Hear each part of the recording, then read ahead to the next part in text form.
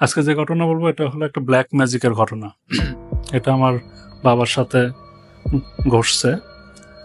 ঘটনার সময় 2006 সালের মাঝামাঝিতে 2006-এর মাঝামাঝিতে আপু একটু অসুস্থ হয়। মানে ওনার শরীরে বিভিন্ন জায়গায় ওনার ব্যথা করতো, মানে একটু অস্বস্তি ফিল করতো বিষয়টা। যেমন ওনার মাথা ব্যথা করতো, মাঝে মাঝে প্রচণ্ড মাথা ব্যথা করতো, খাওয়ার রুচি ছিল না, আবার মাঝে মাঝে ওনার বুক ব্যথা করতো।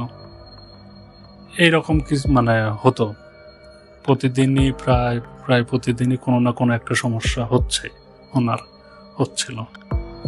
তো এইভাবে কিছুদিন যাওয়ার পরে আমরা চিন্তা করলাম যে ওনার কি হয়েছে, ডাক্তার দেখানো হোক। তো আরেকটা ঘটনাটা হলো সেটা হলো আমি বলি, সেটা হলো যে আমার বাবা একজন ব্যাংকার ছিলেন। তো তখন আমরা রাজশাহীতে থাকি। এখানে আরেকটা ব্যাপার হলো যে আব্বু আম্মু আমার ছোট ভাই ওনারা রাজশাহীতে ছিল, আমি থাকতাম বগুড়ায়। তো ঘটনা ঘটতেছিল রাজশাহীতেই, মূলত ঘটনাটা রাজশাহীতেই ঘটতেছিল। আমার সাথে ফোনে আম্মুর কথা হতো, তখন আমি শুনতাম বিষয়গুলো।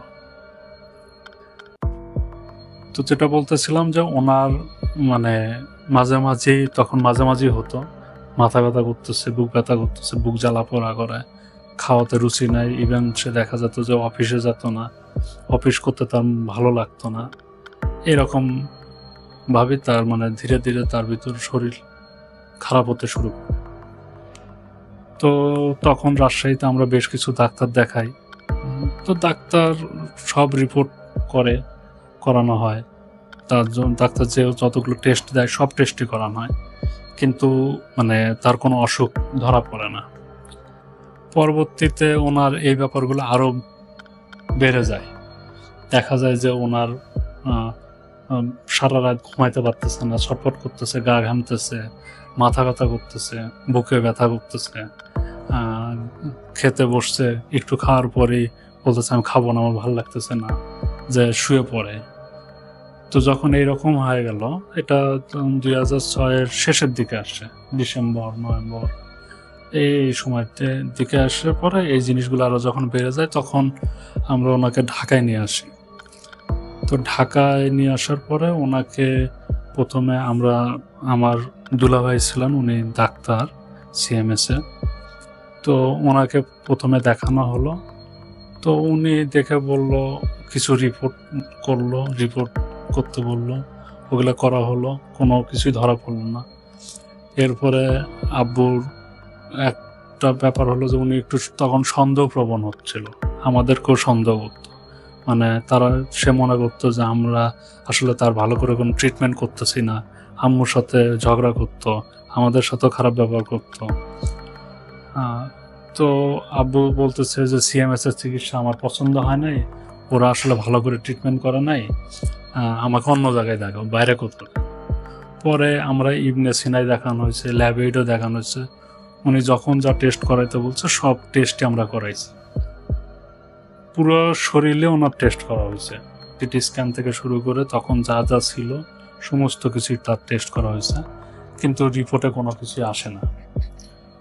পরে আমার দুলাভাই উনি বললেন যে ওনার হয়তো কিছু একটা মানসিক সমস্যা হতে পারে, তাহলে আমরা ওনাকে একটা সাইকোলজিক্যাল ডাক্তার দেখাই, সাইকিয়াট্রিস্ট দেখাই। তো সেই হিসাবে আমরা ওনাকে পিজি হাসপাতালে, তখন যে ডিপার্টমেন্টের হেড ছিলেন উনি আমাদের কিছুটা রিলেটিভ পরিচিত, তো ওনার কাছে আমরা আব্বুকে দেখাই। তো পরে উনি আমাদেরকে বলে যে ওনাকে আব্বুর কথা বলে যে 15-20 দিন পিজিতে উনি ভর্তি থাকুক, আমরা ওনাকে একটু অবজার্ভ করি আসলে বিষয়টা কি। তো প্রায় 10-15 দিন উনি পিজিতে থাকে। আমি তখন ঢাকাতে ওনার সাথেই ছিলাম। নর্মাল উনি নামাজ পড়তেছে, সব টাইমলি খাচ্ছে, আর ওনাদের যে ট্রিটমেন্ট, এই ট্রিটমেন্টটা চলতেছিল ওখানে। কিন্তু তারপরেও ওনার শারীরিক যে সমস্যাগুলো, মাথা ব্যথা, খেতে ইচ্ছা করে না, এই জিনিসগুলোও ছিল। আর আরও সন্দেহবাতিক বিষয়টাও ছিল, সবই ছিল। তারপর উনি ডাক্তারের একটা মানে ডাক্তারের ভিতরেই ছিল, ডাক্তার সবসময় ওনাকে দেখতেছিল, অবজার্ভ করতেছিল।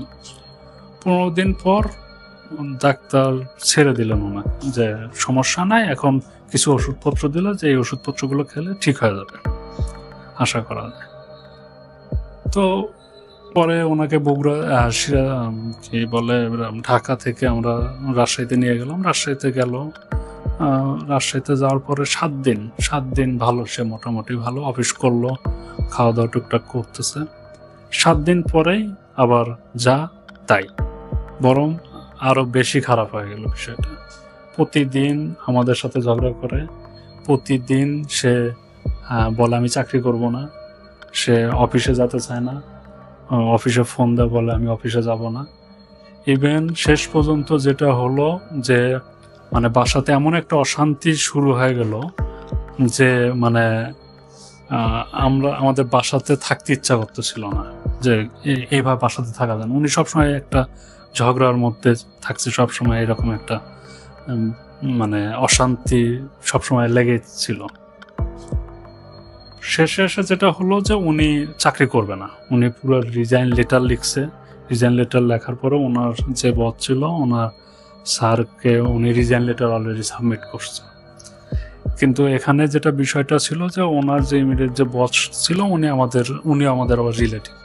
পরে উনি বাসায় আসলেন, আসার পর আব্বুকে অনেকবার বুঝানোর পরে উনি প্রথম থেকে রাজি না, যে উনি চাকরি করবে না, উনি সবকিছু ছেড়ে দিয়ে বাসাতেই শুধু শুয়ে থাকবো না, শুধু শুয়ে থাকতেই নাকি ভালো লাগে। তখন বিষয়টা হয়ে গেছে এরকম, এবং খাওয়া দাওয়া পুরো মোটামুটি ছেড়ে দেওয়ার মতো, দিনে 1-2 বার যাও খায়, খুবই কম। চেহারাও অনেক তার পরিবর্তন, মানে অনেকটা সে শুকে গেছে, ফর্সা মানুষ ছিল, কালোর মতো হয়ে গেছে, শ্যামলা, মানে মনে হচ্ছিল যে রোদে পুড়ে গেলে যেমন হয় ওই রকম। তো আমরাও বুঝতেছিলাম যে ওনার আসলে কিছু একটা হয়েছে, যা হয়েছে মানে অসুস্থতার জন্যই এই ব্যাপারগুলো হচ্ছে আর কি। কিন্তু কি অসুখ হয়েছে এইটা আমরা কোনোভাবেই বের করতে পারতেছিলাম না। তো এই অবস্থায় আব্বুকে অনেক কষ্টে বোঝানোর পরে উনি চাকরিতে জয়েন করলো, কিন্তু ওই 2 দিন যায় তো 1 দিন যায় না, এইরকম। ওই সময় যেটা হলো যে আমার এক চাচা, মানে আমার ছোট চাচা, উনি মাঝে মাঝে ফোন দিয়ে খোঁজখবর নিত আব্বুর। তো একদিন ফোন দিছে, দিয়ে আম্মুর সাথে কথা বলতেছে, তো বলতে বলতে উনি বলল যে ভাবি, আমার কেমন যেন মনে হয় যে ভাইয়ের উপরে কেউ কোনো কিছু করছে, কোনো ব্ল্যাক ম্যাজিক, বা গ্রাম্য ভাষায় বলে যে জাদু করছে, বা এই টাইপের কিছু একটা করতে পারে, করণী করছে, এই টাইপের একটা কথা বলছে। তো এটা আম্মু অতটা গুরুত্ব দেয় নাই, কিন্তু পরে আমার সাথে মানে ফোন রাখার পরে আম্মু আমাকে বলতেছে যে তোর চাচা আমাকে এই টাইপের একটা কথা বললো। তো বিষয়টা আমার মাথাতে ঘুরতেছিল যে হতেও তো পারে, কিন্তু আমিও বিষয়টা আসলে পুরোপুরি বিশ্বাস করতাম না। হ্যাঁ, ব্ল্যাক ম্যাজিক থাকতে পারে, কিন্তু ব্ল্যাক ম্যাজিক নিয়ে মানে বিশ্বাস করার মতো আমার আসলে ওই সময় ওই মন মানসিকতাটাও ছিল না। তো ওই অবস্থায় আব্বুকে রেখে আমার ওই সময় একটা পরীক্ষা ছিল, পরীক্ষার কারণে আমি বগুড়ায় আসি। বগুড়ায় এসে আমি বগুড়ায় আমার এক ফ্রেন্ড ছিল, বেশ ক্লোজ ফ্রেন্ড, মানে ওর সাথে আমার ফ্যামিলিগত অনেক গল্প হতো আর কি। তো নর্মালি আমি আব্বুর বিষয়টা ওকে খোলামেলা বললাম যে আসলে এই ঘটনা এগুলো হচ্ছে। তো লাস্ট চাচা আমাদেরকে এটা বলছে যে ওনার কেউ কোনো ব্ল্যাক ম্যাজিক করতে পারে, বা ব্ল্যাক ম্যাজিক হয়তো করছে। তো তখন আমার ওই ফ্রেন্ড বলতেছে হ্যাঁ এটা করতে পারে, এটা করে। আমার ওই ফ্রেন্ডের বাসার পাশেই এক মেয়ে ছিল, ওই মেয়ের উপরে নাকি এক ধরনের জাদু করা হয়েছিল। মানে মেয়েটা অনেক ভালো স্টুডেন্ট ছিল, তো এটা অনেকে জেলাস ছিল, এই জেলাস থেকে ওর উপরে করছিল। তো ওই ঘটনাটা বললো আমাকে, ওই ঘটনাটা আমি পরে এক সময় বলবো, আজকে না। তো ওই ঘটনাটা ও যখন আমাকে বলার পরে ও তখন একটা কবিরাজের কথা আমাকে বললো যে এই কবিরাজ আছে, এই কবিরাজটা এই ব্ল্যাক ম্যাজিকের, যদি কেউ ব্ল্যাক ম্যাজিকের শিকার হয় তো সে ওখান থেকে রিকভার করে নিয়ে আসতে পারে, এবং সেটা ধর্মীয়ভাবে, মানে অন্য কোনোভাবে না, ইসলামিক দৃষ্টিকোণ থেকে যেভাবে করা যায় সেভাবেই নাকি উনি করে। তো যখন আমাকে বলল, আমি বললাম যে তুমি কি শিওর যে উনি ভালো কাজ করতে পারে? কারণ আমি ওনাকে দিয়ে আমি একটা কাজ করালাম, দেখা গেল হিতে বিপরীত হলো, তখন যদি অন্য ক্ষতি হয় তখন তো সেটা আমি নিজেকে ক্ষমা করতে পারবো না, এটা আরো খারাপ হবে বিষয়টা। তো বলতেছে না, মানে আমি যতদূর জানি যে উনি বেশ ভালো কাজ করতে পারে। তো আমি তখন বললাম যে আচ্ছা ঠিক আছে, তাহলে চলো যাই ওনার সাথে দেখা করে। তো ওই দিন আর আমরা গেলাম না। পরের দিন আমরা 9টা, 9:30টার দিকে ওই কবিরাজের ওখানে গেলাম। কবিরাজের বাসাটা বগুড়া শহরে, যারা থাকেন বগুড়া শহর থেকে আপনার 3-4 কিলোমিটার দূরে হবে, সাবগ্রাম বলে জায়গাটার নাম, ওই জায়গায়। তো ওখান থেকে আমরা দুজন গেলাম ওখানে ওনার বাসায়। তো ওনার বাসায় যখন আমরা যাই, তো ওনার বাসায় যখন ঢোকার পরে দেখি যে ওনার বাসাটা এল প্যাটার্নের। তো বারান্দার ভিতরে বসে আরেকজন রোগী আসছে, উনি ওনাকে দেখতেছে। তো যখন আমি ওখানে যা দাঁড়াইছি, তখন আমি যে সালাম দিলাম ওনাকে, উনি একজন মহিলা। তো আমি যখন ওনার সামনে যা দাঁড়াইছি, তো দাঁড়াও যেহেতু ওপেন স্পেস, তো আমি নর্মালি বাসার ভিতর ঢুকলে উনি দেখছে আমাকে। তো যখন আমি ওনার সামনে গেছি, যাওয়ার পরে উনি আমার দিকে তাকায় একটা হাসি দিল। একটা হাসি দিয়ে আমাকে বলতেছে যে তুমি আসছো কেন? তুমি তো এইসব বিশ্বাস করো না, তুমি কি নিজে ইচ্ছায় আসছো, না কেউ তোমাকে জোর করে পাঠাইছে? তো আমি তখন বললাম যে না, আমি নিজে ইচ্ছায় আসছি। তো তখন উনি আবার হাসি দিল, দিয়ে বলতেছে কিন্তু তুমি তো এখনো বিশ্বাস করো না। তো এটা বলার পরে উনি আর কথা বাড়ালো, উনি বললো যে বসো। তো ওখানে একটা ব্রেঞ্চের মতো ছিল, ওই ব্রেঞ্চে আমি আর আমার ফ্রেন্ডটা বসলাম। তো বসার পরে ওই ওনার সামনে যে রুগী ছিল, ওই রুগীকে ওনার দেখা শেষ করে ওনাকে বিদায় দিয়ে আমাদেরটা শুরু করলো। তো উনি যেটা করে সেটা হলো যে উনি বললো যে আমাকে একটা 10 টাকার নোট দাও। এই 10 টাকাটা উনি একটা মসজিদে দান করে দেয়, বগুড়ার একটা সুনামধন্য মসজিদে উনি দান করে। আমি মসজিদের নামটা বললাম না। তো ওই 10 টাকার উপরে উনি একটা দোয়া পরে ফু দেওয়ার পরে ওই 10 টাকার উপরে নাকি লেখা ওঠে, যেটা আমরা দেখতে পারি না, কিন্তু উনি নাকি দেখতে পারে যে কি কি হয়েছে ওনার সাথে, মানে যে এই ব্ল্যাক ম্যাজিকের শিকার, তাকে কে জাদু করছে বা কি হয়েছে বা কিভাবে হয়েছে, এটা উনি বলতে পারে। তো আমি ওনাকে একটা 10 টাকা দিলাম, নোট দিলাম। দেওয়ার পরে উনি আমাকে বললো যে তোমার বাবার নাম বলো। তা আমি আমার বাবার নাম বললাম। তো বলার পরে উনি তখন বলা শুরু করলো যে ওনার প্রচণ্ড মাথা ব্যথা হয়, ওনার বুক জ্বালাপোড়া করে, উনি খাওয়া দাওয়া, ওনার কাজকর্মের প্রতি ওনার কোনো, মানে উনি চাকরি ব্যবসা যেটাই করুক এটার প্রতি ওনার কোনো মন নাই। বলার পর উনি বলতেছে আমি যেটা বললাম সেটা কি ঠিক?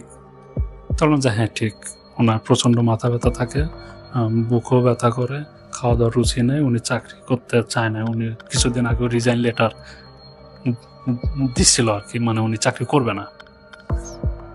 তো বলার পরে ওনার বললো যে ওনার উপরে ব্ল্যাক ম্যাজিক করা হয়েছে, ওনার উপরে কেউ কালো জাদু করছে, যার কারণে ওনার এই অবস্থা। তো ওনার বালিশের ভিতরে কিছু একটা আছে যে কারণে ওনার এই অবস্থাটা হচ্ছে। তো আমি তখন ওনাকে বললাম যে উনি তো থাকে রাজশাহীতে, তাহলে রাজশাহীতে ওনার ওখানে উনি যে বালিশ ইউজ করে সে বালিশের ভিতরে কোনো কিছু থাকতে পারে কিভাবে? তো বলছে উনি লন্ডনে থাকুক, তাতে কোনো কিছু যায় আসে না, উনি যেখানেই থাকুক ওনাকে জিনের মাধ্যমে ওনার বালিশের ভিতরে কোনো কিছু দেওয়া হয়েছে, যার কারণে ওনার শারীরিক এই অবস্থা। এবং এখন জিনিসপত্র ওনার ভিতরে কি দিছে সেটা দেখার পর আমি বলতে পারবো ওনাকে আসলে কতটুকু কি করছে। তা আমি বললাম যে এটা কি আমি দেখার পরও আমি ওগুলো নিয়ে আসলে কি এটা ঠিক করা সম্ভব? তো হচ্ছে হ্যাঁ ইনশাল্লাহ সম্ভব, কোনো সমস্যা নাই, আপনি যা ওটা নিয়ে আসেন আগে। তো আমি ওখান থেকে বের হয়, আমি আমার ফ্রেন্ডকে বললাম যে আমি আজকেই রাজশাহীতে যাব, রাজশাহীতে যে আমি দেখব। তো ওখান থেকে বের হলাম, দুপুরে লাঞ্চ করে আমি বগুড়া থেকে আমি রাজশাহীর উদ্দেশ্যে রওনা দিই।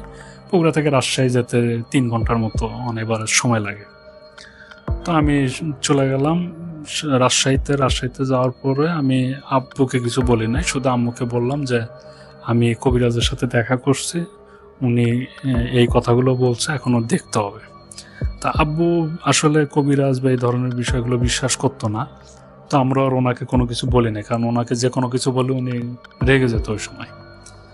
তো পরের দিন ওনাকে একটু নানানভাবে বুস্টুস দিয়ে ওনাকে অফিসে পাঠিয়ে দেওয়া হলো। 9টার দিকে উনি অফিসে চলে গেল।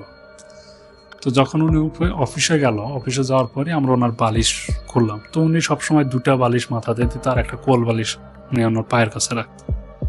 তো ওনার যে মাথার যে 2টা বালিশ, এই 2টা বালিশ আমরা খুললাম। আমি আম্মু মিলেই বেলকনিতে বসে খোলা হলো।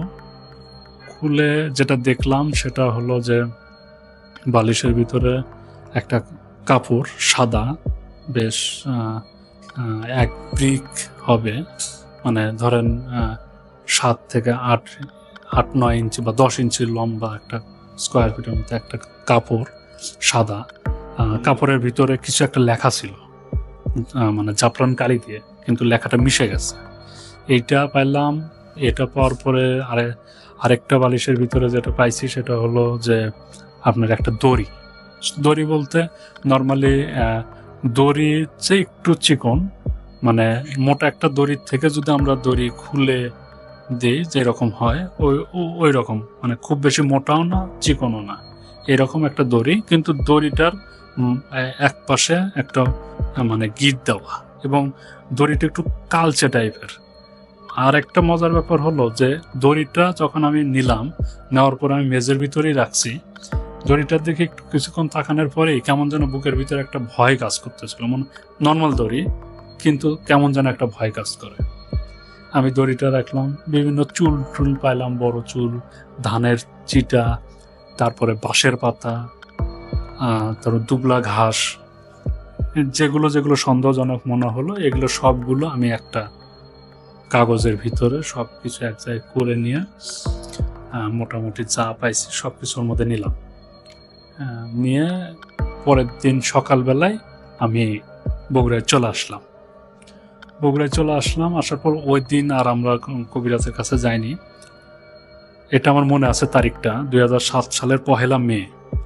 ওই দিন আমি কবিরাজের কাছে গেলাম। কবিরাজ আমাকে বলছিল যে ওই যে জিনিসগুলো পাবেন ওই জিনিসগুলোর সাথে আপনি বড় বড় 3 বোতলে পানি নিয়ে আসবেন, মানে আমি পানি পরে দেব। তো আমি 7 আপ বা কোকের এইরকম 2 লিটারের যে বোতলগুলো, এরকম 3টা বোতল আমি পানি ভরায় সহ আমি নিয়ে গেলাম আর কি। তো 1 মে ওই দিন রিক্সা পাওয়া খুবই মুশকিল, তারপরেও অনেক কষ্ট একটা রিক্সা জোগাড় করে আমি কবিরাজের ওখানে গেলাম।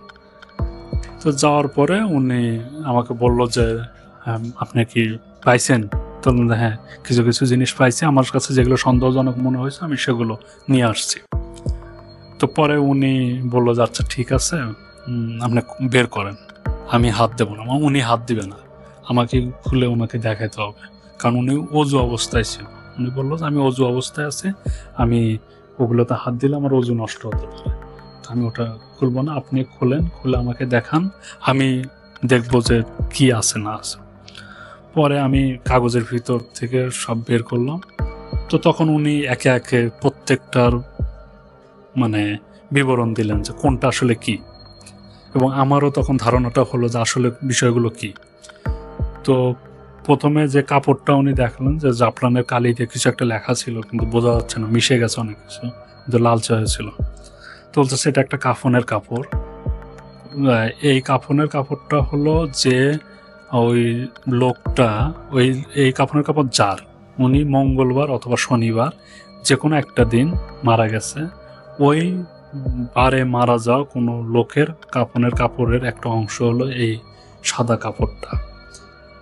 আর দড়ি যেটা দেখতেছেন, এই দড়িটা হলো এই দড়ি দিয়ে কেউ গলায় দড়ি দিয়ে আত্মহত্যা করছে, সেই দড়ির একটা অংশ, যেটা মাথায় একটা গিট দেওয়া আছে, এবং এই গিটের কারণেই আপনার বাবার মাথা ব্যথা করতেছিল।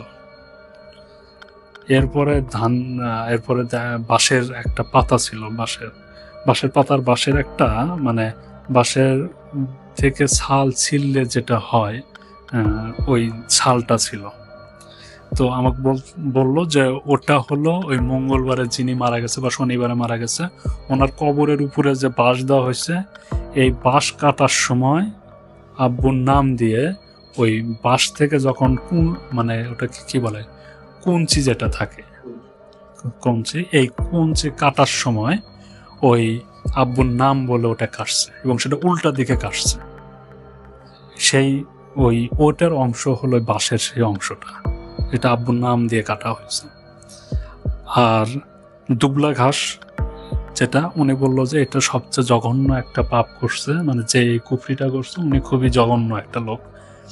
কারণ উনি এই দুবলা ঘাসটা তুলছে পুরো উলঙ্গ অবস্থায় একটা কবরের উপরে উঠে, উনি আপনার বাবার নাম বলে ওই দুবলা ঘাসটা কবর থেকে তুলছে। হ্যাঁ, তো এটা খুবই ডেঞ্জারাস। এটা যদি মানে আরো কিছুদিন যদি এভাবে চলতো তাহলে আপনার বাবার বড় ধরনের কোনো ক্ষতি হওয়ার সম্ভাবনা ছিল। তো তখন আমি বললাম যে এখন উপায় কি এখান থেকে, মানে এখান থেকে তো একটা ওয়ে বের করতে হবে। তো বলছে যেটা নিয়ে আপনি টেনশন করেন না, এই দায়িত্ব আমার, এটা কিভাবে করতে হবে সেটা আমি আপনাকে করব।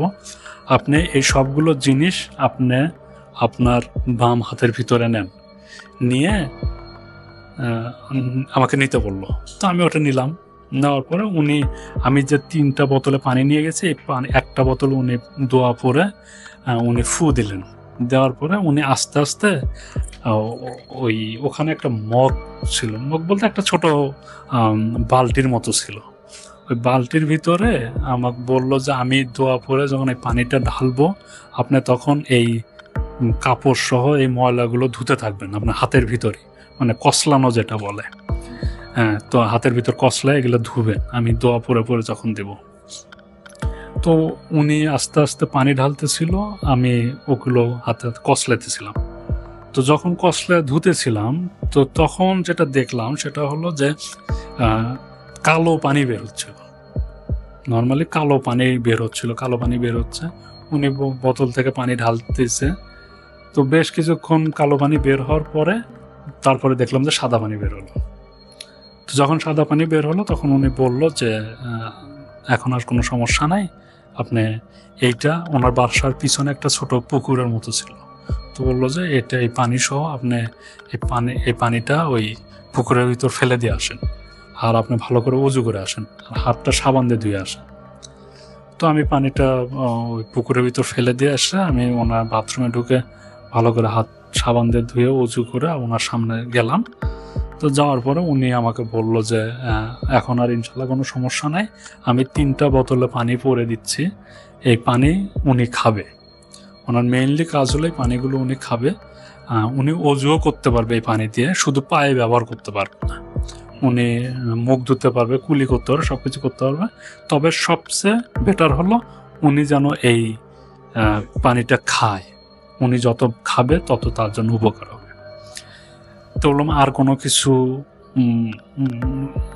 কোনো কিছু আছে দোয়া কালাম বা কোনো কিছু? তো বলছে যে না, অন্য কোনো কিছু লাগবে না, আমি যা করার করে দিচ্ছি, এখন শুধু এই পানিটা যেন উনি নিয়ম করে খায়, যখনই উনি খাবে তখনই উনি যেন পানি খায়। তো আমি বললাম যে আব্বু নর্মালি এমনি পানি একটু বেশি খাতো, তো বলছে কোনো সমস্যা না, উনি পানি খাক। পরে আমি ওনার কাছ থেকে বিদায় নিলাম, ও 3টা পানি নিয়ে আমি চলে আসলাম আমার হোস্টেলে। তো আমার নানার মৃত্যুবার্ষিকী ছিল হলো 5ই মে, এই ঘটনাটা হলো 1 মেতে হলো। ঘটনাটা আরেকটা মজার যেটা ব্যাপার হয়েছে, আমি যখন হোস্টেলে ফিরি তখন আমি হোস্টেলে আসার পরে আমি আম্মুকে ফোন দিলাম যে আমি এইরকম কবিরাজের কাছে গেছিলাম, তো যাওয়ার পরে উনি আমাকে এই রিচুয়াল করছে, এই ব্যাপারগুলো হয়েছে, এখন আমার কাছে পানি আছে। তো 5ই মে কথাটা বললাম এই কারণে যে 5ই মে আব্বু আম্মু ওনারা রাজশাহী থেকে সিরাজগঞ্জে আসবে আমার নানা বাড়িতে, আমিও বগুড়া থেকে যাব সিরাজগঞ্জে। তো অ্যাকচুয়ালি আব্বুকে পানিটা আমি খাওয়াইতে পারবো 5ই মেতে, এই জন্য আমি এই 5ই মের কথাটা বলছি। তো আমি হোস্টেলে আসার পর আম্মুকে ফোন দিলাম, দিয়ে সব ঘটনা বললাম যে এই ঘটনা এগুলো হয়েছে। হওয়ার পরে মজার যে ঘটনাটা হলো সেটা হলো, মানে হলো বলতে আম্মু যেটা বললো সেটা হলো যে আমি যখন ওই কাজটা করতেছিলাম, যখন উনি আমার হাতের ভিতরে পানি ঢালতেছিল, এটা মেবি 12টা 12:30টার মতো বাজে এই সময়টাতে। ওই সময় আব্বু রাজশাহীতে, মানে উনি মাথা ব্যথায় এতটাই ওনার অবস্থা খারাপ যে ওনাকে হাসপাতালে অ্যাডমিট করার মতো একটা সিচুয়েশন তৈরি হয়েছে। মানে বাসার ভিতরে মোটামুটি চিল্লাচিল্লি শুরু হয়ে গেছিল যে উনি হয়তো বাঁচবে না বা ওনাকে হাসপাতালে নিতে হবে, এইরকম একটা সিচুয়েশন তৈরি হয়েছে। তো নর্মালি উনি প্রায় 20 মিনিট 25 মিনিট উনি রিচুয়াল করছে। এই 20-25 মিনিট আম্মুর যেটা বক্তব্য সেটা হলো যে মানে 12টা থেকে 12:30 বা 1:45 পর্যন্ত আব্বু মাথার ব্যথায়, মাথার যন্ত্রণায় উনি মানে বিছানার ভিতর গড়াগড়ি করছে, এরকম একটা ব্যাপার। তো আমি হিসাবটা তখন মিলালাম যে যদি 12টা থেকে 12:30 বা 1:45 পর্যন্ত হয়, আমি ওনার ওখানে প্রায় 12:30 পর্যন্ত ছিলাম। তার মানে আমি যখন ওখানে রিচুয়াল করতেছে, উনি যখন দোয়া পরে পানি দিচ্ছে, তখন আব্বুর ওখানে ইফেক্টটা শুরু হয়েছে।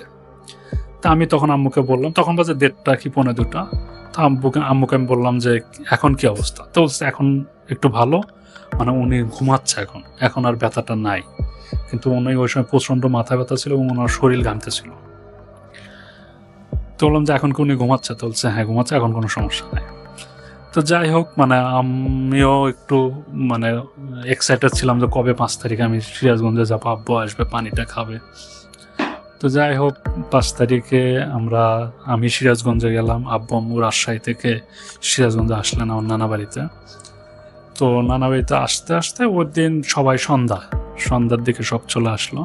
তো আব্বুর অবস্থা তখনও দেখলাম যে খুব একটা ভালো না।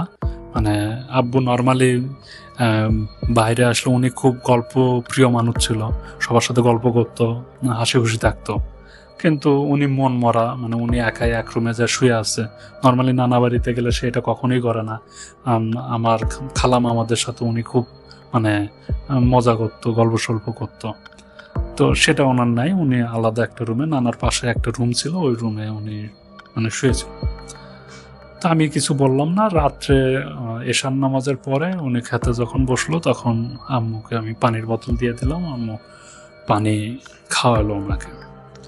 পানি খাওয়ার পরে যেটা হলো সেটা হলো যে পানি খাওয়ার পরে উনি পানি খাওয়ার কিছুক্ষণ পরেই বলতেছে আমার খুব ঘুম পাইছে, আমি ঘুমাবো।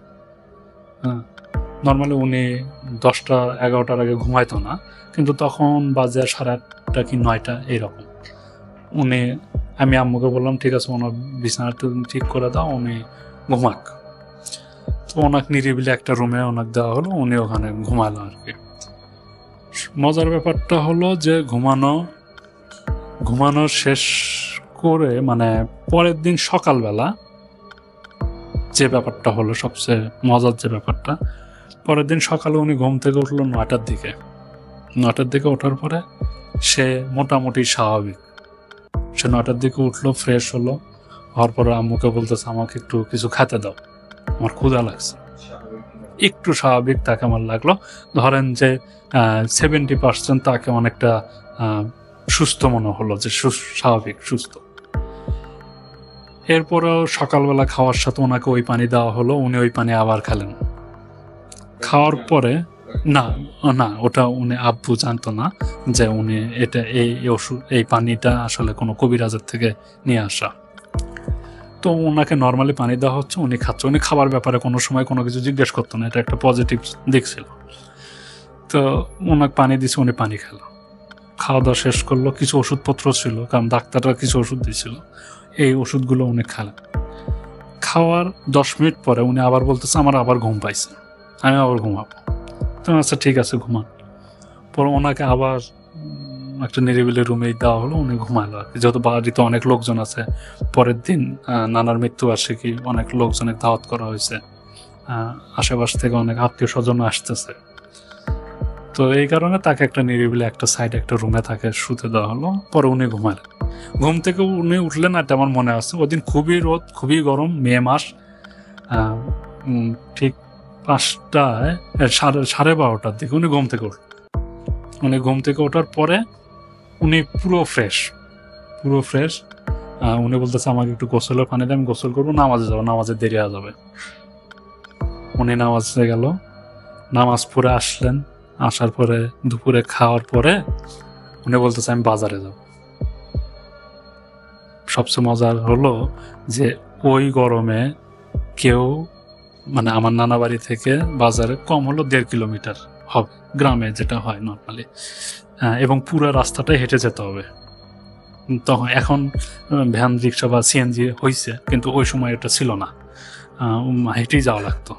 আর রিক্সাতে গেলেও অন্তত 0.5 কিলোমিটার বা একটু বেশি হেঁটে যায়, তারপর রিক্সা বা ভ্যানে বাজারে যাওয়ার মেইন রাস্তা ছিল।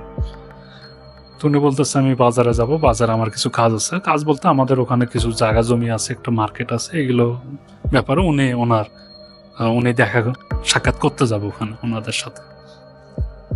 আমরা তো রীতিমতো বেশ মানে খুশি, আল্লাহর কাছে শুকরিয়া যে উনি তখন সুস্থ মনে হচ্ছে ওনাকে পুরোপুরি। এবং উনি এই 2টা 2:30টার সময় বা 3টার সময় উনি বলতেছে যে আমি এই 1.5 কিলোমিটার হেঁটেই বাজারে যাবো, এবং উনি সেটা গেল।